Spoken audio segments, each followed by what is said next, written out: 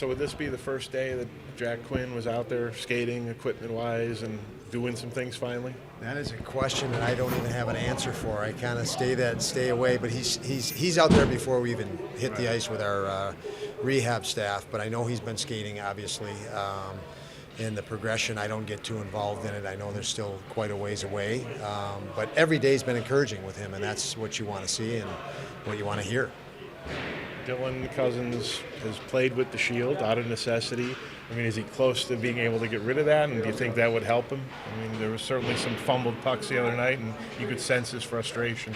Yeah, I hope it is. I mean, that's a challenge. It does mess with your peripheral looking down on the ice. You got to tip your head differently, and you lose a little of the peripheral feel to the sides of you with that full cage on. So he'll be excited when it does come off, and obviously it's not far from that happening. 9th game for Zach Benson tomorrow, and everybody knows what it means. And how do you just make sure as a coach he is able to play it like another game and then deal with whatever happens afterward? Zach is a pretty focused kid, and he just loves to play the game. So I don't have much concern that he's going to be ready to play. Again, just through his passion and love for the game, and we need to just stay focused on that. If you get too far ahead of yourself, it becomes a distraction.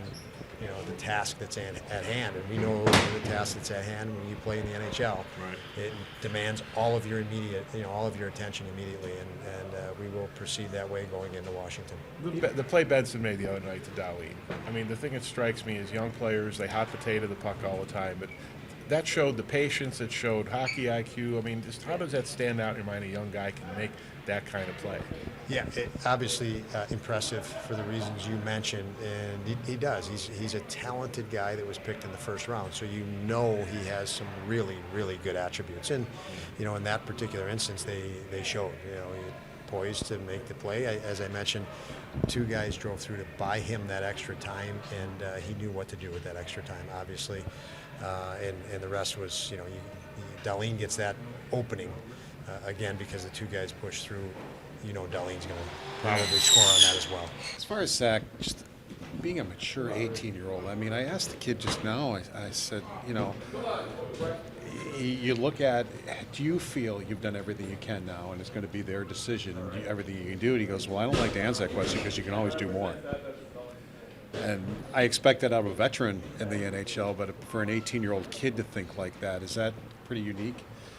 Yeah, I mean, it is a good attribute. Let's say that, very good attribute. That's probably why he's been able to advance into a first-round draft pick. Is taking things very seriously. But again, he has a love for the game. He's very dialed in for the game, and he's very demanding of himself. So those are encouraging signs as we obviously get to know him, having just drafted him. What qualities did you see in Jordan Greenway that suggested he would do well in the penalty kill role he's had? He covers a lot of range, but he has such a real base knowledge and reads plays from a defensive standpoint. He keeps himself in good defensive position, but reads plays very well from a defensive standpoint. He's hungry defensively. He takes a lot of pride in his defense. And then obviously the athleticism, like I mentioned, the reach and agility and mobility that he has for a guy that size are all key to him helping us in the penalty kill.